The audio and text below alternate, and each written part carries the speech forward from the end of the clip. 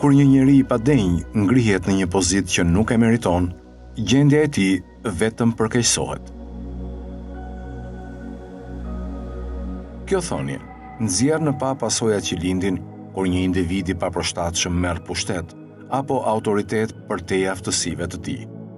Për ta kuptuar plotësisht mesazhin e thellë që mbart kjo thonje, është e dobishme të shqyrtojmë kuptimin e tij dhe referencat kuranore që e mbështesin. Kjo thonje përputhet me parimet e Kuranit, i cili thekson vazhdimisht nevojën për të caktuar udhëheqës të drejtë, të ditur dhe të kualifikuar.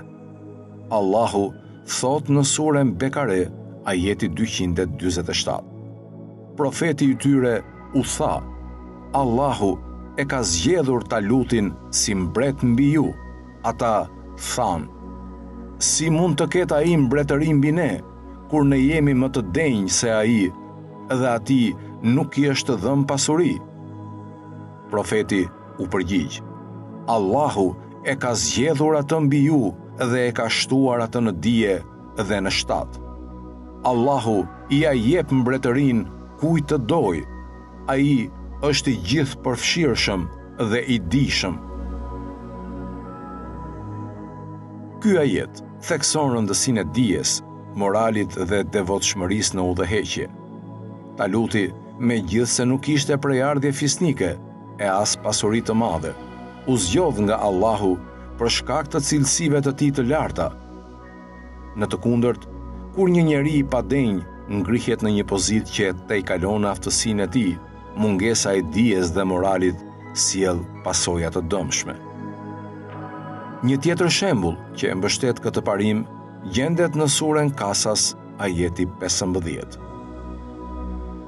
Ai, Musai, hyri në qytet në një kohë pakujdesie nga banorët e tij dhe gjeti aty dy burra që po ziheshin. Njëri ishte nga pala e tij, ndërsa tjetri nga armiqtë e tij. Ai që ishte nga pala e tij thirri Musain për ndihmë kundër armikut të vet. Musai e goditi atë armikun dhe e vrau pa qëllim. Ai, Musai, tha: kjo është prej veprës së shejtanit. Vërtet ai është armik i hapur dhe mashtrues. Kjo ngjarje nga jeta e Musait, paqja qoftë mbi të, tregon pasojat e mbështetjes së një njeriu të padenj, i cili kërkonte të manipulonte situatën për interesat e veta. Qëllimet e tij nuk ishin të sinqerta dhe ai synonte të krijonte përçarje. Kjo dëshmon rëndësinë e maturisë dhe aftësisë për të dalluar qëllimet dhe aftësitë e vërteta të atyre që kërkojnë pushtet. Prandaj, kjo thënie nga Imam Aliu, paqja qoftë mbi të, na mëson se është thelbësore të zgjedhim njerëz të ditur, të drejtë, të devotshëm dhe me karakter të pastër për pozita përgjegjësie. Kur pozitat u jepen atyre që nuk i meritojnë, natyra e tyre e brendshme e dobët del në sipërfaqe dhe gjendja e tyre përkeqësohet, duke prodhuar pasoja të rënda për shoqërinë. Si musliman, duhet të ndjekim mësimet e Kuranit dhe udhëzimin e profetit Muhammed. Paqja dhe bekimet e Allahut qofshin mbi të dhe të ehli bejtit të tij. Kjo thonje na fton të jemi të kujdesshëm dhe të urtë në përzgjedhjen e udhëheqësve, të sigurohemi që ata zotërojnë cilësitë e nevojshme për të vepruar me drejtësi, përgjegjësi dhe devotshmëri.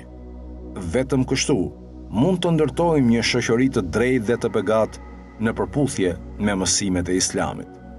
Allahu na udhëzoft drejt të zgjedhjeve të urta dhe na dhënë udhëheqës që e meritojnë përgjegjësinë e tyre.